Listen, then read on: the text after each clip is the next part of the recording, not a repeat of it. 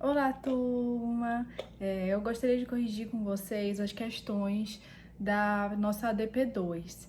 Apesar do sistema ter feito um sorteio e eu não sei exatamente quais foram as 7 questões que vocês fizeram, eu vou corrigir todas as questões que eu elaborei e vou enviar para vocês também todas as 20 questões. Então, com certeza, as 7 questões que vocês fizeram na prova estarão dentre essas 20 que eu elaborei, e aí a gente ainda por cima aproveita esse momento para fazer mais uma revisão de todo o conteúdo que a gente aprendeu dos remédios constitucionais, que era o foco da nossa matéria. Eu fiquei muito feliz com o desempenho de vocês na prova, foi muito satisfatório, as notas foram excelentes. Isso mostra o empenho de vocês mesmo nesse momento de dificuldade, de pandemia. Mostra que vocês assimilaram bem o conteúdo, que a gente não ficou prejudicado, mesmo com as aulas virtuais, apesar da gente gostar mais da aula presencial, não teve um prejuízo no aprendizado, no conteúdo para vocês. Gostaria de parabenizá-los por isso. Eu fico realmente muito feliz que vocês aprenderam o conteúdo. As questões não foram questões bobas, elas foram questões contextualizadas. Então, eu coloquei casos concretos, situações. Eu mesma elaborei as 20 questões. Algumas eu me inspirei em outras provas, mas adaptei. Vocês puderam ver que foram todas focadas nas nossas conversas, nas nossas aulas.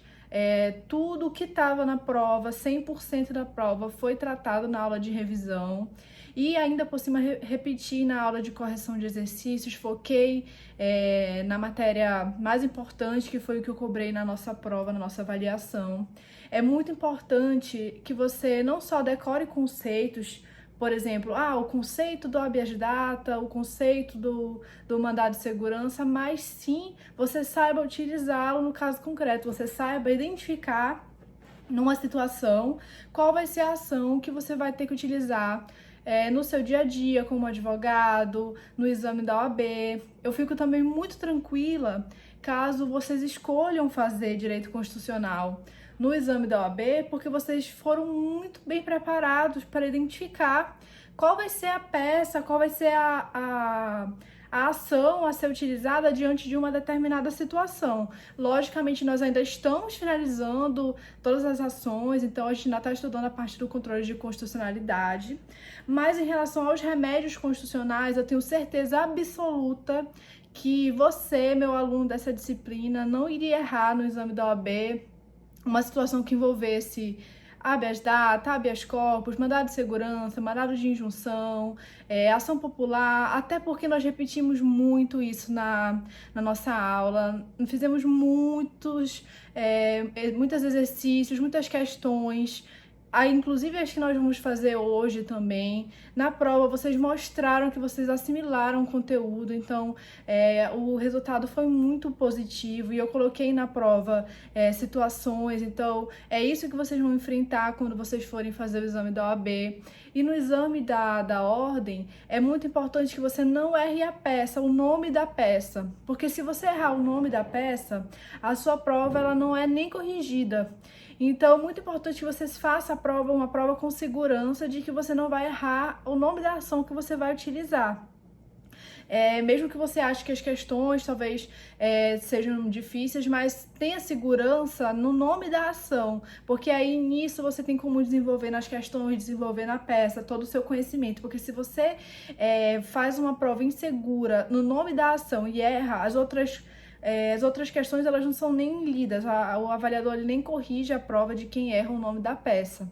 Por isso eu foquei muito tanto em questões teóricas que nós aprendemos na nossa aula, mas principalmente nessa assimilação de você ver um caso, ver uma situação e saber utilizar uma determinada ação, saber qual vai ser o nome da ação que você vai utilizar, porque vocês vão ser cobrados disso, tanto no dia a dia, quando vocês forem advogados, como também quando vocês forem fazer o exame da OAB. Quem optar por direito constitucional na segunda fase, mas direito constitucional vai estar na primeira fase, tem muitas questões, é uma matéria que cai em todos os concursos, muito importante, e eu dei muito valor ao conhecimento nesse período que a gente esteve juntos todo o semestre, inclusive nessa época de pandemia. Eu busco sempre fazer uma aula objetiva, a revisão da prova também foi muito objetiva, tanto que eu ouvi comentários de vocês, quem estudou pela revisão, quem fez os exercícios se deu super bem, era exatamente isso que eu queria. E sim, gente, porque vocês aprenderam, então é uma vitória para mim como professora ver um resultado satisfatório nos meus alunos, mostra que eu consegui passar a mensagem que eu gostaria, que eu consegui passar o conteúdo. E também é um resultado satisfatório para vocês que conseguiram unir forças mesmo diante de tudo que nós estamos vivendo e não desistiram de estudar, conseguindo ter um bom resultado na nossa avaliação. E tenho certeza que nas outras avaliações também, porque meus alunos são maravilhosos. Então, eu vou mandar para vocês todas as questões, todas as 20 questões. Então, poderia ter caído qualquer uma dessas 20 na sua prova, porque foi um sorteio que não fui eu que fiz. Eu preparei 20 questões e você vai dar uma lida nelas, você pode procurar, acho que caiu na sua prova, vou mandar já com o gabarito também. E aí a gente vai conversar sobre a problemática das questões, sobre o gabarito e tudo mais, que caso alguém ainda tenha alguma dúvida sobre alguma questão que errou, você pode entrar em contato comigo, a gente pode conversar sobre o gabarito. Eu acho que o direito, ele é algo muito subjetivo, a sua análise, a sua percepção, se ela foi baseada em algum livro, alguma teoria, algo que você leu, que porventura eu desconheço, então eu gosto muito do debate. E se você errou e acredita que acertou a questão, então eu tô aberta ao debate, por isso me procurem caso vocês continuem com dúvidas em relação ao gabarito. Mas eu espero esclarecer tudo também nesse vídeo. Então a gente vai começar. Acompanhem pelo material que eu vou mandar para vocês, as questões já com o gabarito, para a gente conversar sobre cada uma delas. A primeira, a cidade de Manaus, visando a interligação de duas importantes zonas da cidade, efetua a contratação de uma empresa que ficaria responsável pela construção e administração da via. Ocorre que, em análise do projeto básico do empreendimento, constatou-se que a rodovia passaria em área de preservação ambiental e ensejaria graves danos ao ecossistema local. Com isso, antes mesmo de se iniciarem as obras, Arnaldo, cidadão brasileiro, constitui advogado e ingressa com ação popular, postulando a anulação do ato do poder público que autorizou a construção da obra. A gente viu que o cidadão, ele é ali a pessoa, o legitimado ativo, para propor a ação popular, buscando anular um ato do poder público que esteja ali causando um dano ao patrimônio público. Então, está corretíssima a atuação aqui deste cidadão. Bora ver as alternativas. A ação popular proposta por Arnaldo não se revela adequada ao fim de impedir a obra potencialmente lesiva ao meio ambiente. Gente, falso, porque a ação popular, ela é a ação que visa impedir uma obra que cause ali um dano ao patrimônio público, ao meio ambiente, ao patrimônio histórico-cultural, à moralidade administrativa, todos aqueles conceitos que a gente já viu, repetiu. Conversamos também naquele vídeo sobre perguntas e respostas sobre a ação popular, então foi um conteúdo que foi muito revisado, que caiu aqui na nossa prova, não sei se caiu na sua, mas que poderia cair, essa questão da ação popular como uma ação apta a anular um ato lesivo ao meio ambiente. B. Arnaldo, como cidadão, não poderia ajuizar a ação popular, sendo necessária a demonstração de inércia por parte do Ministério Público. Também eu lembro de ter comentado muito sobre isso na nossa aula de revisão. O cidadão, ele é o legitimado ativo para propor a ação popular, ele não precisa comprovar inércia do Ministério Público para ajuizá-la através do seu advogado. Então, não existe isso de ter que provar a inércia do MP para propor ação popular. Isso é algo que não existe, por isso a questão é falsa. C. A ação popular é adequada à anulação de atos lesivos ao meio ambiente, mas Arnaldo não precisaria constituir advogado para ajuizá-la. Gente, mais uma alternativa falsa, porque ele, apesar do cidadão ser o legitimado ativo, ele precisa sim de advogado. Letra D, nossa resposta da questão.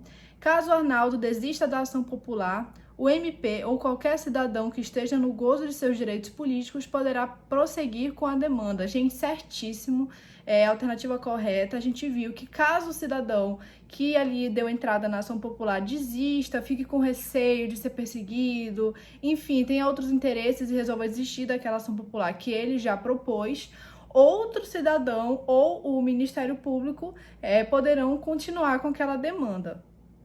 Ou seja, a alternativa correta. Letra E. Arnaldo, como cidadão, não deveria ter proposto ação popular, mas sim mandado de segurança. Gente, nada a ver essa.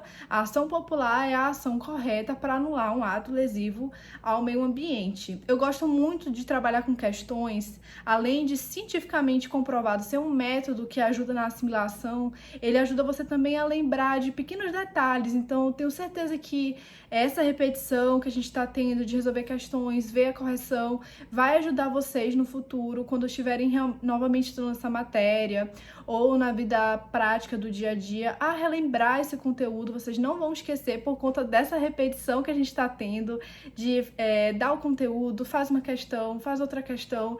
Então, isso tudo vai ajudar muito vocês, gente. Valorizem todo esse estudo que vocês estão tendo agora, porque no final vocês vão ser recompensados, eu tenho certeza absoluta disso. Questão número 2. Considere que Joseph, estrangeiro residente no Brasil há 4 anos, tenha solicitado formalmente perante a Prefeitura de Rondônia que lhe fosse permitido alterar seus dados pessoais registrados no referido órgão, pois um de seus sobrenomes estaria incorreto. A Prefeitura de Rondônia, no entanto, indeferiu o pedido de Joseph, sob o fundamento de que, por não se tratar de brasileiro, não havia necessidade de que seus dados pessoais estivessem integralmente corretos. Nessa hipótese, caso não concorde com a situação mencionada, e a partir da disciplina constitucional sobre os remédios constitucionais, Joseph, com a finalidade de alterar seus próprios dados pessoais, aqui nós estamos lidando com uma questão que trata de um direito a alterar dados pessoais que estejam constantes no órgão público, aqui no caso é a Prefeitura de Rondônia. Então, nesses casos, gente, a gente revisou, viu que a ação constitucional, o remédio constitucional adequado para eu fazer uma alteração em um órgão público de um dado pessoal da própria pessoa, não é de terceiros, é o habeas data. Por isso a alternativa desta questão, letra D, poderá impetrar habeas data, remédio constitucional destinado a qualquer pessoa, física ou jurídica, nacional ou estrangeira, para assegurar a retificação de seus dados pessoais, vez que se encontram em banco de dados públicos. A questão também cobrava esse conhecimento de você saber se um estrangeiro pode impetrar o habeas data, e sim, ele pode. Não é uma ação constitucional reservada exclusivamente para brasileiros, não existe essa restrição, como a gente também comentou na aula de revisão, inclusive escrevi isso no resumo que eu enviei para vocês, e memorizem, gente, estrangeiro pode ajuizar o habeas data, pode ser cobrado isso de vocês também em outras provas. Inclusive, eu acho que essa questão a gente resolveu na aula do habeas data, me corrijam se eu estiver errada. Terceira, Edinaldo soube por um amigo que determinada empresa pública estadual mantinha em seu poder diversas informações relativas à sua pessoa que seriam incorretas, ou seja, mais uma situação de uma empresa pública estadual aqui, onde ele quer corrigir informações relativas à sua pessoa que estão incorretas. Ato contínuo, procurou um advogado e solicitou esclarecimentos de como deveria proceder para retificar os dados incorretos. À luz da sistemática constitucional brasileira, assinale a afirmativa correta. Então, letra A. Edinaldo deve impetrar mandado de segurança? A gente já sabe que não. B. Em mandado de segurança também a gente já sabe que não. Na letra B também está mandado de segurança. C, mandado de injunção, não também. Letra D, mais uma questão que pedia o habeas data relacionado aqui ao direito de você corrigir uma informação que está incorreta sobre a própria pessoa. Então, mais uma questão que cobrava o habeas data. Aí, você poderia ficar entre D e E. que exigia de você o conhecimento da questão de que se ele precisa ir ou não no órgão antes e ter a negativa do órgão, ou seja, ter um prévio requerimento, um indeferimento do órgão administrativo. E a gente comentou sobre isso, que sim, é um dos requisitos para propor o habeas data, que você tenha ali o indeferimento ou a falta de resposta do órgão, da sua tentativa de ir até o órgão para tentar ali administrativamente mesmo, fazer a correção do seu dado que esteja incorreto. Então, primeiro você vai ao órgão, tenta resolver a questão administrativamente. Se você não conseguir, aí é que você busca na justiça ingressar com um habeas data. Era esse conhecimento que a questão cobrava. Então, ele depende sim da prova do indeferimento administrativo do seu pedido de retificação. É uma questão que cobrava esse conhecimento de vocês. Então, a alternativa correta da terceira, letra D. Quarta. Herculano é cidadão estrangeiro residente no Brasil e buscou obter administrativamente informações relativas à sua pessoa constantes de arquivos da prefeitura, mas esta se recusou a fornecer as informações solicitadas. Nesta situação hipotética, nos termos do que dispõe a Constituição Federal, é correto afirmar que Herculano. Então, gente, mais uma questão aqui que ele buscava informações relativas à sua pessoa nos arquivos da prefeitura. Mais uma vez, a questão pedia esse conhecimento de vocês sobre o habeas data. Então, a resposta, por conta disso, letra A, poderá impetrar um habeas data para obter judicialmente as informações pretendidas. A questão tratava, mais uma vez, do acesso à informação sobre a própria pessoa. Quinta questão, mais uma questão que tratava sobre o habeas data. Quis ficar bem repetitivo, que era para vocês não esquecerem, memorizarem essa informação, não errarem nunca na vida de vocês. Então, bora lá para a quinta questão. Considere a situação hipotética. Empresa X Company, também lembro dessa questão na nossa aula do habeas data, me corrija se eu estiver errada, mas acredito que nós resolvemos ela juntos já.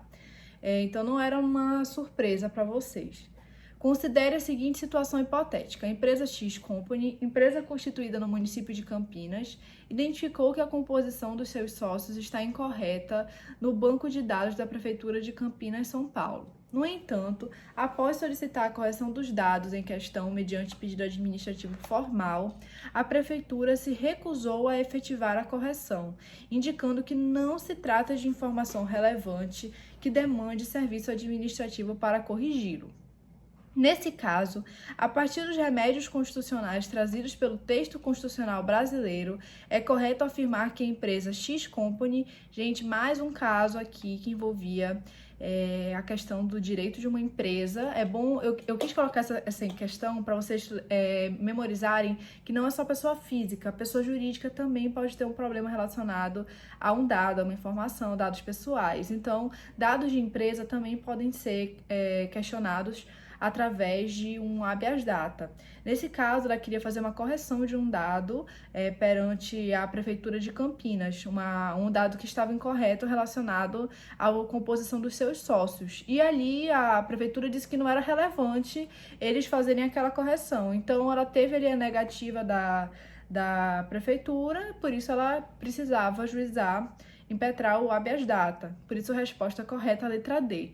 Poderá impetrar habeas data, pugnando que os dados relativos à sua empresa sejam devidamente corrigidos, uma vez que é titular do direito à informação protegido pelo texto constitucional. Então, mais uma vez, essa questão em que ela cobrava do aluno que ele soubesse que não é só a pessoa física, mas também uma pessoa jurídica é titular do direito à informação. Então, não é um direito exclusivo de pessoas físicas. A pessoa jurídica também é abarcada e, por isso, ela poderia também impetrar um habeas data. Bora para a sexta questão.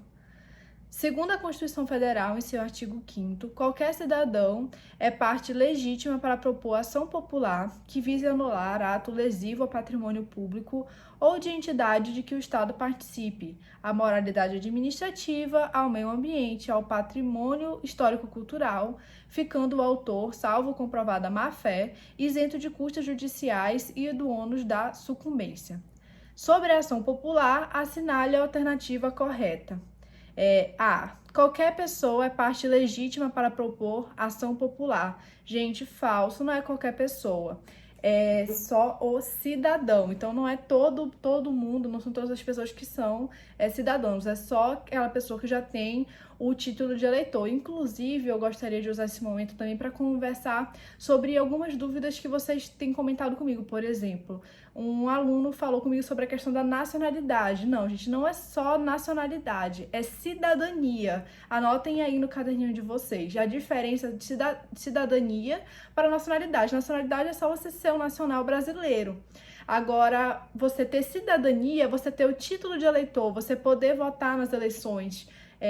Isso sim é a prova da cidadania. E aí, quem pode impetrar a ação popular é o cidadão, não é o nacional. E também não é qualquer pessoa. Estrangeiro, por exemplo, não pode. Então, somente o cidadão.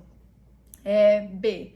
Pessoa de 17 anos com título de eleitor não pode propor ação popular. Falso também, a gente conversou sobre isso, tanto na revisão como naquela aula sobre perguntas e respostas sobre a ação popular. E pessoa com 17 anos com título de eleitor é considerado sim cidadão para fins de propositura de ação popular, por isso alternativa falsa.